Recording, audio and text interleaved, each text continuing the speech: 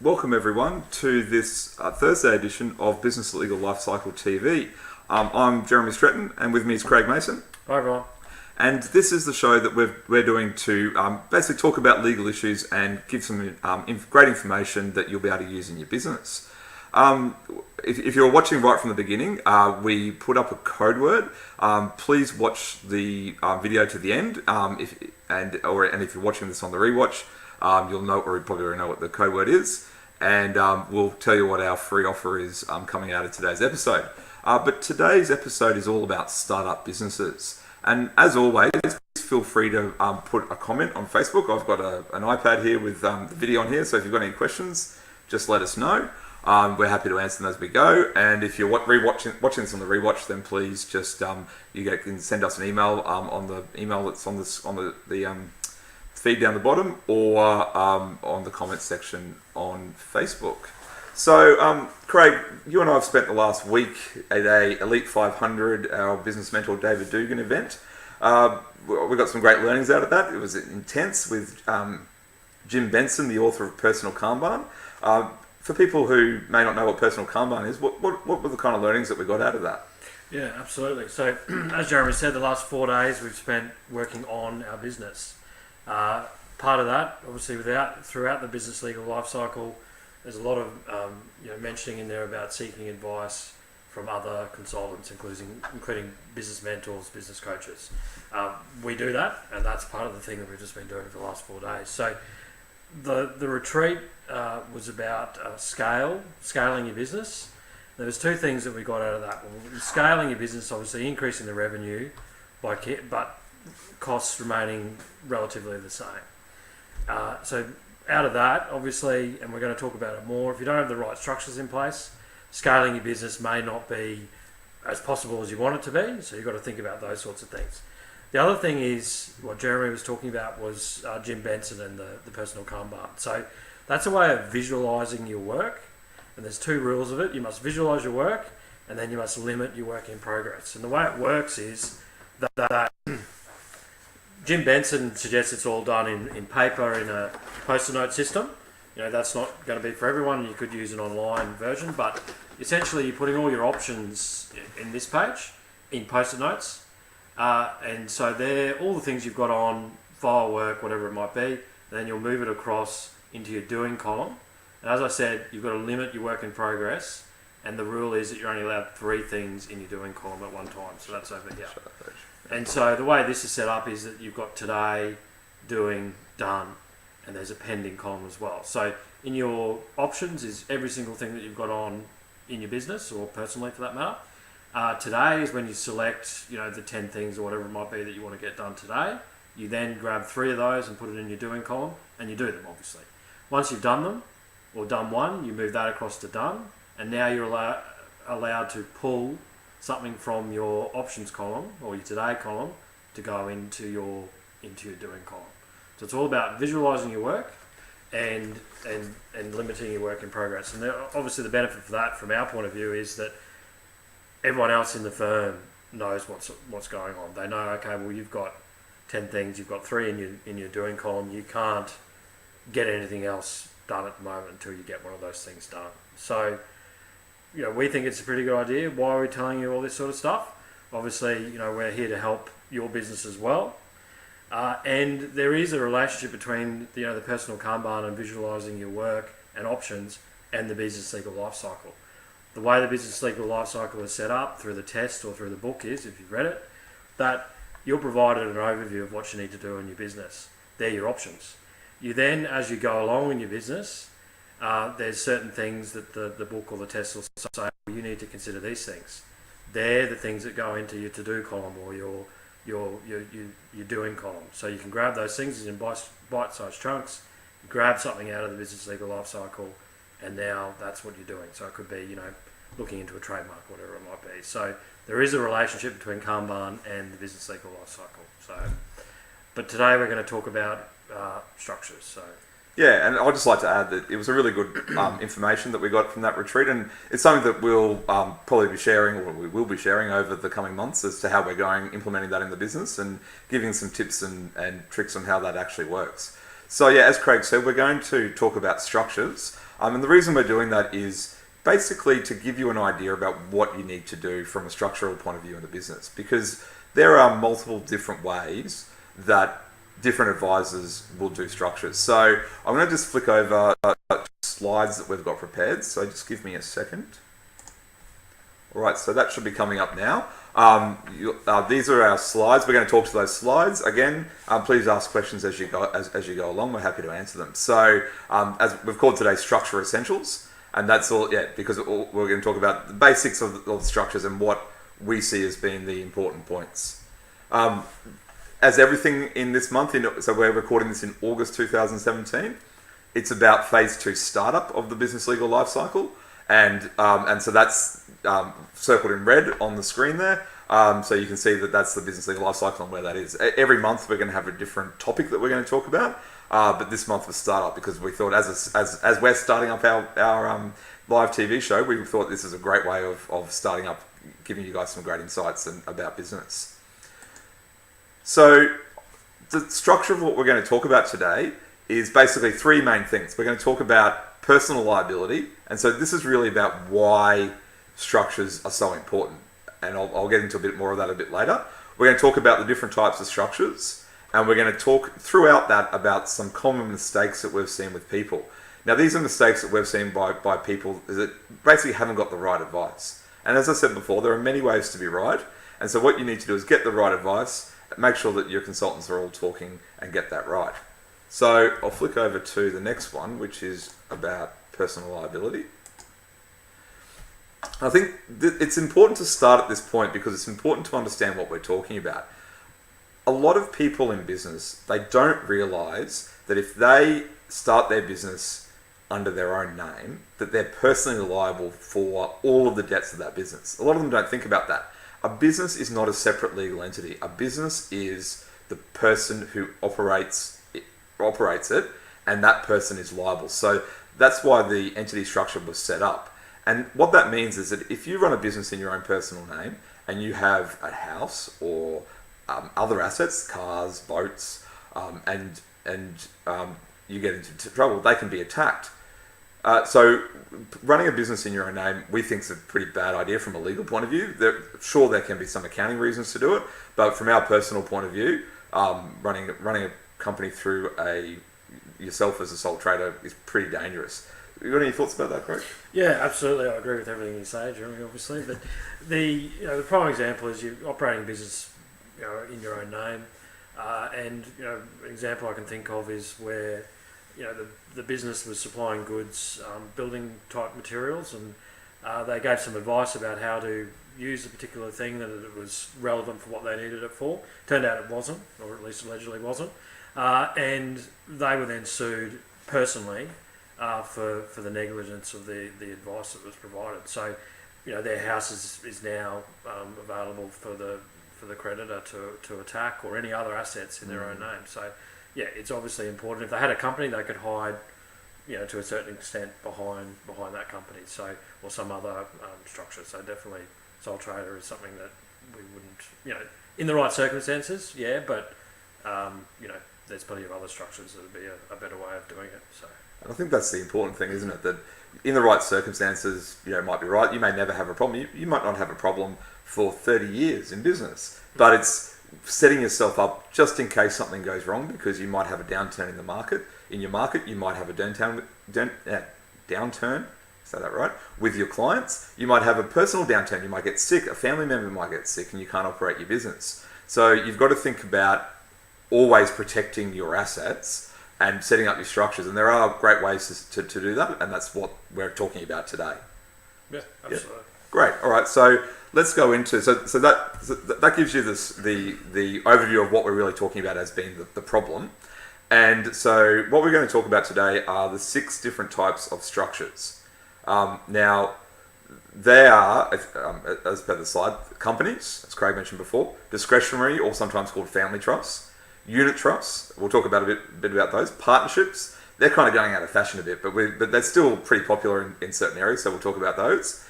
Superannuation funds. Now that's something that's pretty in vogue and has been for a number of years. And we also wanted to talk around property ownership and the different types of property ownership, because that's very important when you're talking about structuring, about how you're going to do that. So just before we get into this, I think it's just very important to mention that what we're going to talk about now are the legal aspects of your structures. There are considerations that will need to be had to your tax position, to your financial position, and to your personal position. So what we're going to talk about is generally the legal protection.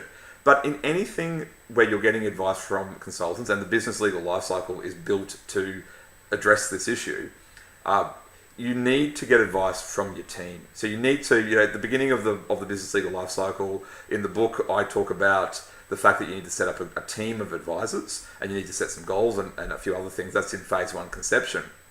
And the reason for that is that everything that flows through your business comes from getting the right advice from the consultants. And more than that, it comes from the consultants actually talking to each other. I could spend 3 or 4 hours giving examples, and I'm not going to, but I could spend 3 or 4 hours giving examples of clients who got advice from one advisor because they didn't want to get advice from another advisor, and they didn't know certain aspects. Now, as a business owner or as a consultant, you don't know what you don't know.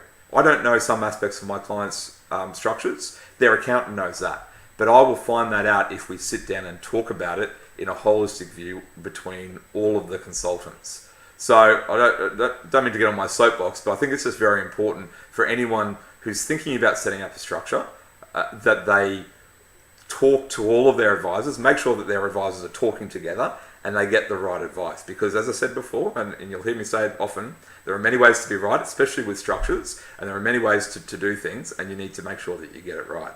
So let's go through the 6 different structures. And please, we mentioned at the beginning that there was a code word in the first few seconds of this of this video. So please pay attention. Go back and have a look at that. And at the end of the broadcast, we'll tell you what our free offer that we're going to get you as a thank you for watching this for one lucky person. So the first structure, and Craig mentioned it before, is a company. So I'm going to give you a bit of the legal side of it in as plain English as I can. And I'll do that for all the structures. And then Craig and I will have a little bit of a chat around some examples or ways that this can actually work for you and your business. So a company is a separate legal entity. It has been for the last 100 years. And it was set up to basically as a vehicle that people could own assets, build businesses as a separate legal entity to themselves to protect themselves from, if they got into financial trouble, from losing all of their assets. So it was deliberately set up for that reason. And it has 2 main roles. The first is the director. So the director is the person who has the day-to-day operations of the company. And so that's the person who will sign checks, or we as lawyers still sign checks. You're probably watching this thinking, who the heck still signs checks? We have to for our trust account. But sign checks, sign agreements on behalf of the company. They have the power to bind the company. A lot of companies have one director, but if there are multiple directors and you say have more than 2, then the general rule is that 2 directors need to sign. So you could have a 5-director company and generally 2 directors have to sign. There are agreements that you can do around that, but generally that's the rule. So the directors have the day-to-day control, and the shareholders, who you'll see down the bottom of the slide there, they have the ownership, so they own the equity in the company. Now, generally, a shareholder is not liable for the debts of the company. So that was, as I said before, when companies were first introduced over 100 years ago, that was one of the main reasons, was to protect the people who owned the asset from any liability if something went wrong with their company. So shareholders, in most senses, unless they agree to be personally liable, have no liability for the company.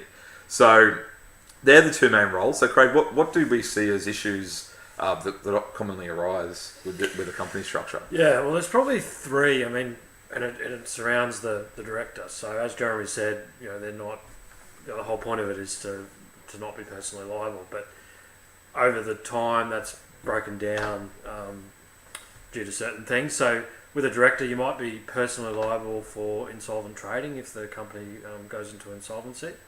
The big one is if you're a business where, say, it's one sort of operator and they've set up a company, then we'd all suggest that you only have one director. The moment you start having more than one director, if you don't need it, so say a husband and wife, for instance, then that second person, one could be responsible for insolvent trading, but further to that, as you go along in business, and you're lucky if you can avoid them, but most people can't, is the signing of personal guarantees. So you'll be signing it if you get a loan from the bank, a business loan. You'll be signing it potentially for most leases that you might enter into for premises.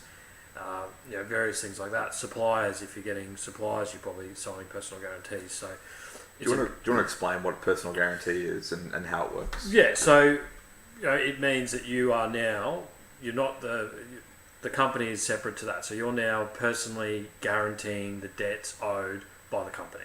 So if you've got a loan to Westpac and the company defaults onto that loan, you are now personally liable for those debts.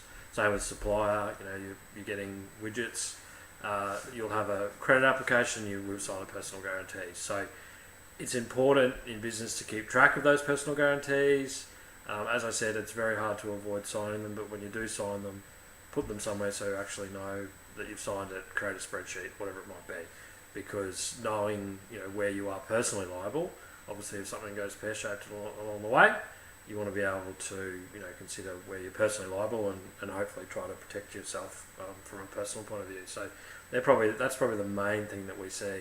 Everyone sets up a company, great, but there are other things you need to consider. So Absolutely. So that's companies, and so companies are great.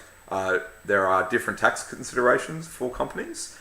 So that's where you need to get advice from your accountant.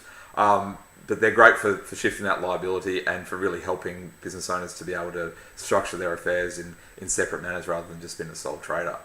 So let's move on to the next one, which is a discretionary trust. So you might remember from the first slide about structures, I had on there discretionary or family trust. And the reason for that is that the two words are really now just used interchangeably.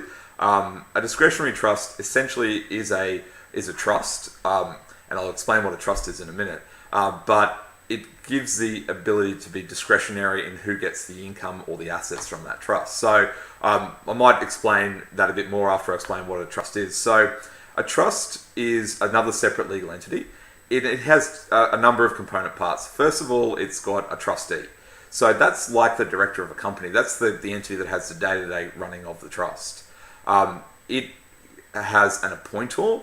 The trust has an appointor, and the appointer is the person who can move and change the trustee from time to time. We often call that person the one who has the real control over the trust.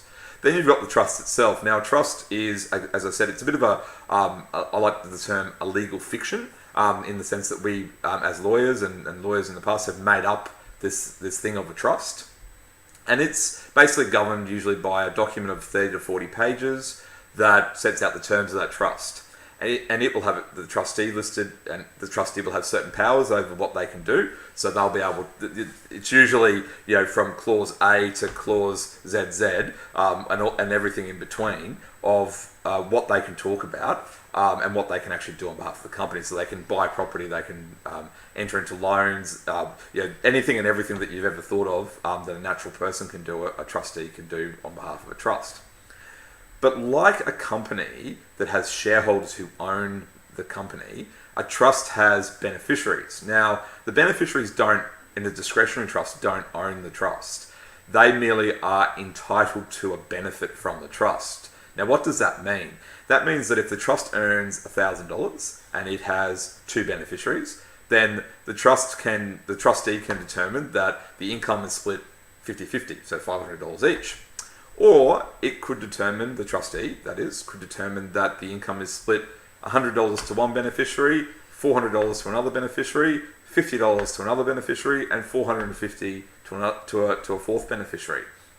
It gives a great flexibility to the distribution of income, and as any accountants watching this would know, it gives a great ability to tax plan and minimise your tax. Now, there's been some talk, as I said before, this is August 2017, that the laws around this might change. And if it does, we'll do another session about how that change might affect you if you've got a trust structure. But for the moment, this is a perfectly legal, and it's been around for many, many years, way longer than I've been a lawyer, as a structure that you can actually use. So the way that a trust works is that the trustee being the legal owner of any property, goes out and either runs a business or acquires property or acquires shares, and then it will then generate income, and that income flows through the trust to the beneficiaries.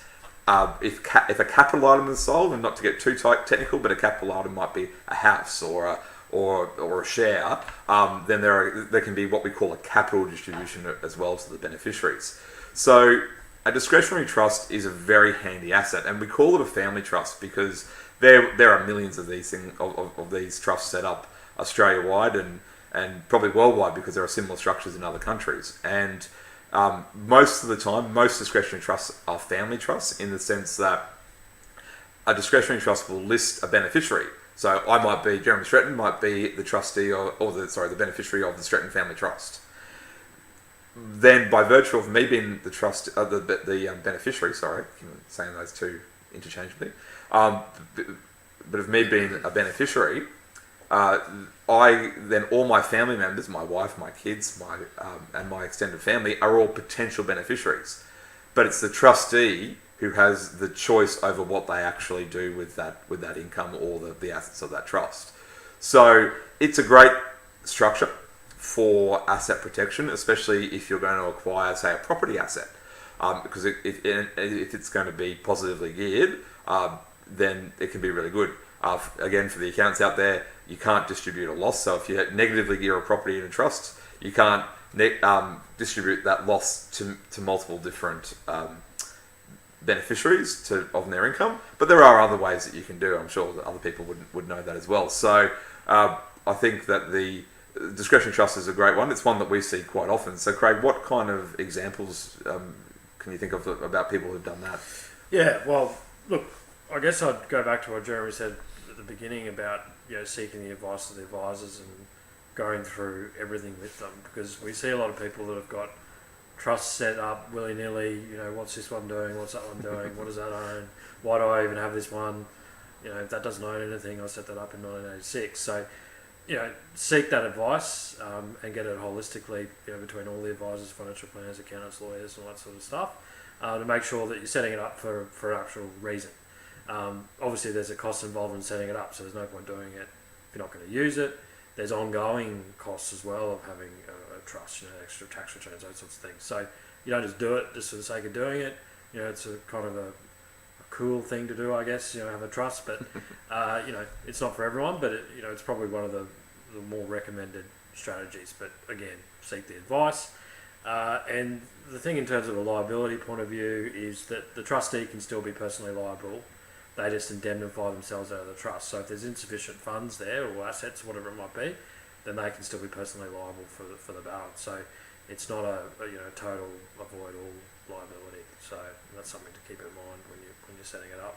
Yeah, I think a great example of that is there's probably hundreds of examples that we could give, but where if a business is traded by an individual, Joe Smith as trustee for the Smith Family Trust, Joe Smith gets into trouble, and he thinks, well, I'm okay because I won't be personally liable because my business is traded out of a trust. I've had many clients who are shocked to find out that if they're an individual trustee, that they're liable for the debts of the trust, and they might incur lots of debt in the trust, thinking that it's going to protect them, and it's not. And so that's why we always do recommend a corporate trustee. So a company, like the structure we talked about before, as the trustee of the trust, so that asset protection comes into place. Yeah, absolutely. Great. All right. So that's discretionary trusts. The next one that we're going to talk about is a unit trust. So unit trusts, they're an entity that kind of go in and out of vogue on a semi-regular basis, in my experience of being a lawyer for 15 years and advising people on this kind of on structures and structuring their business. A unit trust is very similar to a discretionary family trust. So you have a trustee who is acquires the legal ownership, has the day-to-day management of the trust, and is ultimately liable for all of the debts of the trust. Then you have a trust. Again, it's a booklet, the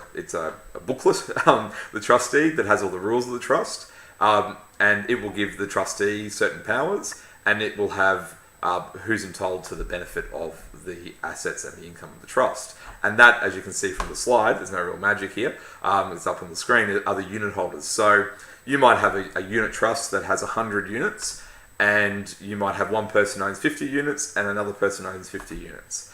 So it's a bit like a company, but there are advantages to a unit trust from a structuring point of view, for tax purposes, if you're building up an asset to sell. So where you'd normally use this is a trust, is a trust that owns a business where you've got multiple business owners. So if Craig and I are in business and we decide to set up a business through a trust, it would be a bit silly for us to have a discretionary family trust as the trust that runs our business, because we'd be equal directors of the company, and then we'd have to distribute the income equally between our families. So that wouldn't make a lot of sense. So what makes more sense is that if we were to do that, we would have a unit trust where we would own units in the trust equally, or maybe give more to Craig if he wants more, and then they're entitled to a certain income out of those units.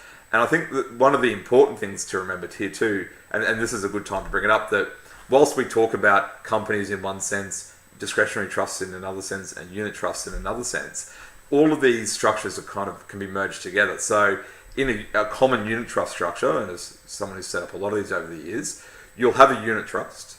The trustee might be a corporate trustee. In fact, it should be a corporate trustee, and we'll get onto liability in a second. But then the unit holders of that trust should be discretionary trusts. And the reason for that, and again, not to get too complicated, but I think it's a good distinction to make, is that, say if we use the Craig and myself as an example, we could have our unit holder being a discretionary trust. And what that would allow is, say that if we were 50-50 unit holders and we had income in the trust, and we wanted to move money to pay ourselves a dividend through the trust to the unit holders, 50% of the income would come through to our discretionary trust, and then that income could be split amongst the beneficiaries under that trust. Again, that might change depending on what happens with the political landscape in Australia over the next couple of years, but right now that's a really great structure. But there are, as always, downsides to it. So Craig, you want to talk about some of the issues that we've seen? Absolutely. So what I said before about a discretionary trust, amplify that with a unit trust. Again, don't just set it up, get the advice, make sure everyone's on the same page as to why you even need it, because the costs of it all are quite high. So yeah, get the advice, work it out. There are going to be ways that the unit holders potentially can be personally liable, depending on and apportion it to their unit holdings. So you've got to be wary of that as well. So don't just do it. Get the advice. Be what I'd say about unit trusts. Yeah. Have you had anything else to add, Jeremy? Oh, yeah. The only thing I wanted to add was I said before they kind of go in and out of vogue, and one thing I've noticed recently is that they've kind of come back into vogue for property developers, and the reason for that is that there are certain tax advantages that you may be able to get if you own a unit trust with multiple entities. So it's horses for courses. It's get the advice. These are complicated structures. You need to get the advice and you need to understand it. And if you don't understand it, you've got to ask questions. So that's unit trust in a nutshell, but that's really important to get the advice, especially with a structure like this. So the next structure is a partnership. So partnerships used to be very, very popular. And for some of the reasons that we'll go through, they're not so much anymore. But partnerships were, law firms, for instance, and this isn't the case anymore, but law firms used to have to be partnerships. We weren't allowed to have companies. Accounting practices, I believe, for a time had a similar rule, and other industries have had those rules as well. And the reason for that comes back to personal liability. A partnership, again, is multiple entities. So you'll see this slide, I've used the word entity. And the reason that I've used the word entity is that all of these structures that we're talking about are separate legal entities of their own right. And when you have a partnership, you basically have two separate entities that go into a partnership together. So that might be two discretionary trusts. It could be two unit trusts. It could be 4 unit trusts. It could be 5 discretionary trusts. It could be 3 individuals. There's many different ways that you could have multiple entities. I've just put 2 just for the ease of the slide. But you could have many different entities that form a partnership. So, but there are issues with it. So, Craig, do you want to talk about some of those issues and maybe an example of where we've seen people still using them because they can be useful in some situations? Yeah, so as Jeremy said, you don't see it as much as in the past because, for instance, lawyers don't need to do it anymore and a lot of them don't. So but you've got to be wary that the partners are still primarily liable for the debts of the partnership. So, it's not great from that point of view, obviously. So again, get the advice, make sure you know what you're getting into. But there are ways of setting it up that it's not individuals and you've got discretionary trusts as the partnerships or things like that. But we see it a lot in property transactions still, don't we? So it's coming up more and more in those kind of transactions where there's multiple property owners and with multiple families owning properties in partnerships of discretionary trusts, and there are tax advantages to that as well that we've seen. Yeah. Great. All right, just check no questions. All right, so the next entity is superannuation funds. So superannuation funds, we're talking about self-managed superannuation funds. So in Australia, for anyone who might be watching this overseas, we have a system of compulsory superannuation where employers have to put away a certain amount of income that an employer receives as a contribution to their super fund, and that's money that they can't access until the retirement age, which is about 65 at the moment. Again, that might change. But a superannuation fund, a self-managed superannuation fund, is again a separate legal entity, and it's very similar to a trust and very similar to a unit trust actually, because you have a trustee. Again, they're the one who acquire legal ownership. They're the one who actually manages the business day to day. And that should be a company for reasons that we'll go through in a minute. And then you have the super fund itself, and that's a super fund is an entity that can invest in property, can do all the things like a normal trust, but that you can't access the income or the benefit from until you reach certain age limits and certain requirements. Now, get advice from your accountant about whether or not it's right for you. Some young people don't see it's necessary. They don't want to think about saving up for their retirement if they're a 20-year-old. But if you're a 50-year-old or in your 40s, then this might be right for you. I said before that it was very similar to a unit trust, and I say that because a super fund, you generally have 2 or 3 members, and the members will own a share in the super fund based on their contributions. And the reason for that is that because it's a system where you receive money from your employment, and you can make other contributions as well, but it's basically you're putting your money in and you're not getting it out until you reach 65 or whatever age that you might be able to get it out at. That money is siloed in there for you, and that money's invested for you for the future. So self-managed superannuation funds have been very popular in the last probably 10 years or so in Australia since the requirements of borrowing were removed. So it was around 10 years ago, you couldn't borrow money in a super fund to buy property. Those rules were changed. There are some complicated structures that we'll probably go through when we do phase 9, investing in property, and that we'll go through that in a bit more detail. But there are structures that you can use for that. But as everything, there are some pitfalls that we've seen. So, Craig, what are the common ones? Yeah, so probably 2 that I wanted to talk about today. Again, setting these things up, it's not cheap. Obviously, you can, it's going to be more expensive than going to an industry fund or a retail fund. So, if you're going to spend the money, make sure it's set up correctly in the first place. So, one of the big ones is, if it's going to be a company or a corporate trustee, that company shouldn't be involved in any other business. So we've had in the past that the same company trustee is the trustee for another trust that's operating a business. Obviously, you don't want that connection between the two. So you'd be setting up a brand new one or using something that's never been used before. And there's a lot of rules around superannuation, and you've got to seek the advice about what you're doing. If you're going to be investing in property, then absolutely, you've got to follow the advice. And there's, things like say a beneficiary goes bankrupt and you've got a company trustee, you've got to be, or a member, sorry, you've got to be a director to be a member as well. So if you're bankrupt, you no longer be a director, what's going to happen then? I don't know what happens, and it's issues. So you may need to divest yourself from that super fund and go to a different one. So all those sorts of things are not going to be cheap doing all that, and you might be losing money, etc., etc. So it's kind of like in the sense that a discretionary unit trust. A lot of people talk about I've got a self-managed super fund, but it's not for everyone. You need to seek the advice before you set it up, because as I said, there is a cost involved, and there's potential ramifications you need to be aware of at the beginning. So they're probably the two things that we've seen the most, I think. And the investing in property thing is there's plenty of examples in that, but we won't go through that today. Yeah, we could go on for hours about that. So that's self-managed super funds. Again, if you've got questions about that, please let us know. But we're not saying don't go into it. We're just saying if you're going to do it, don't just do it on the say-so of one of your consultants. Make sure that you talk and get holistic advice to make sure what you're doing is right for you. So that's the end of the structures, the 6 different types of structures. We don't have any questions, so we'll move on to property ownership. And here we're talking about the different types of property ownership. And this is similar around Australia. I know it's similar in other countries as well, but from a general sense, you can own property 2 ways: joint tenants, which is the first, or tenants in common. So joint tenants is basically you own 100% of the property with the other person.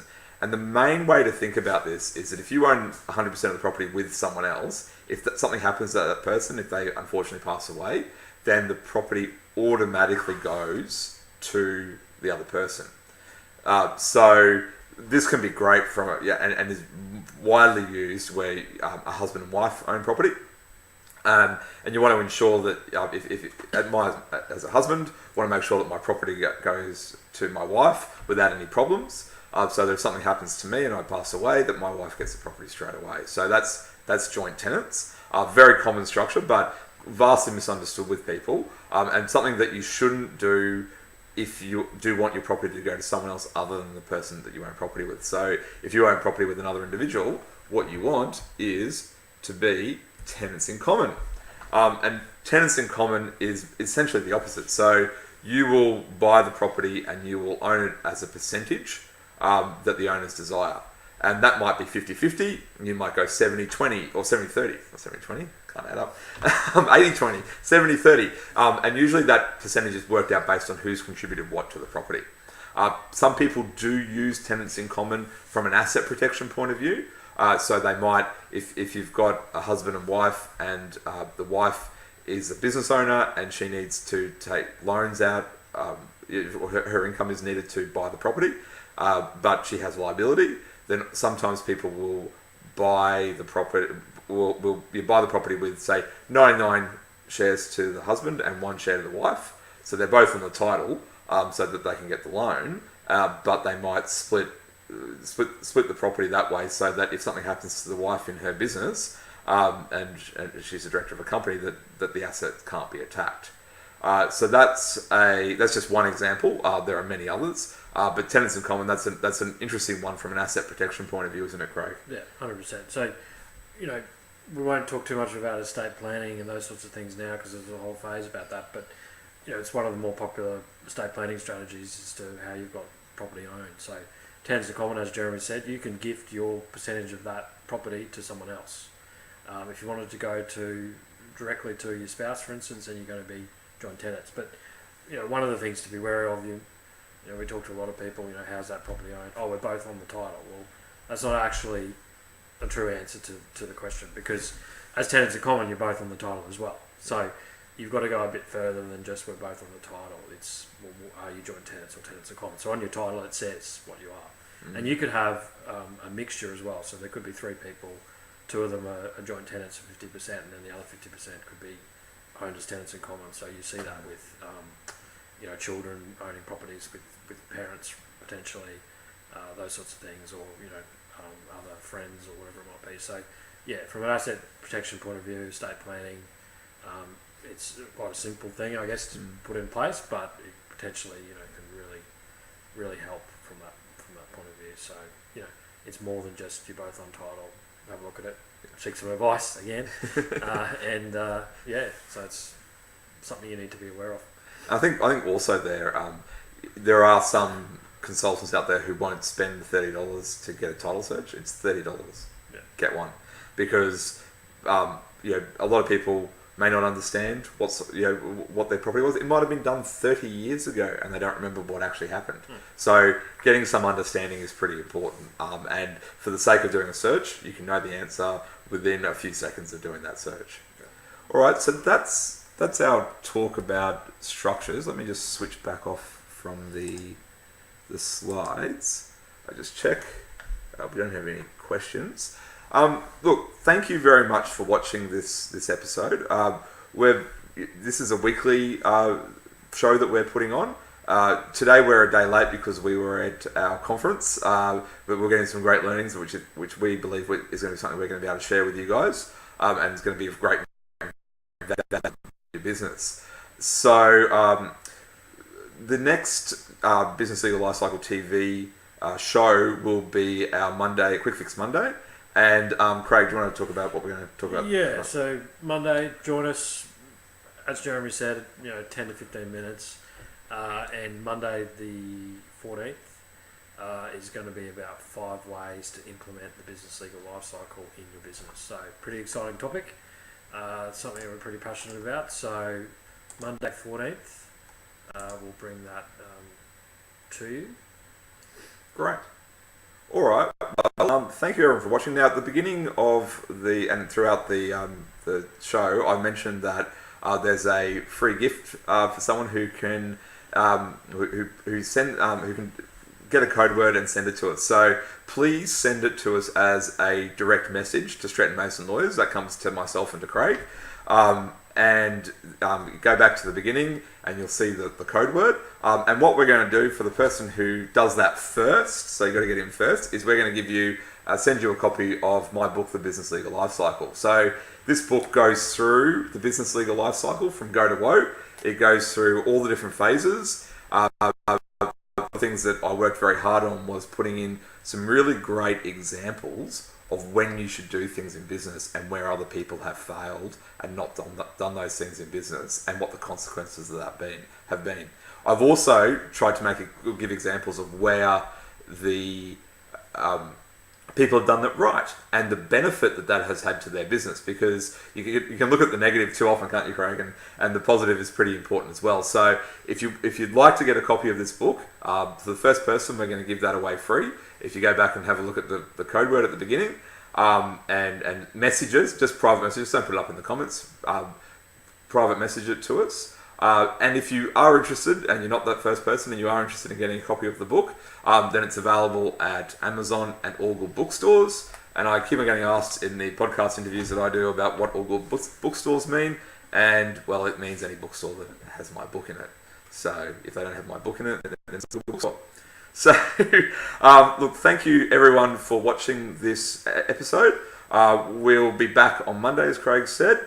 And if you've got any questions, down the bottom of the feed at the moment is an email address, which is lifecycle@jeremystretton.com. That comes through to us, and we can answer any questions. And or you can load it up on your Facebook in the comments if you think it's something that can be shared, because there's always value in the collective wisdom, and that's something we've learned over the last couple of days of how valuable that is. So thank you. Bye from me, Jeremy Stretton. Have an awesome week, and we'll speak to you on Monday. See you guys later. See you Monday.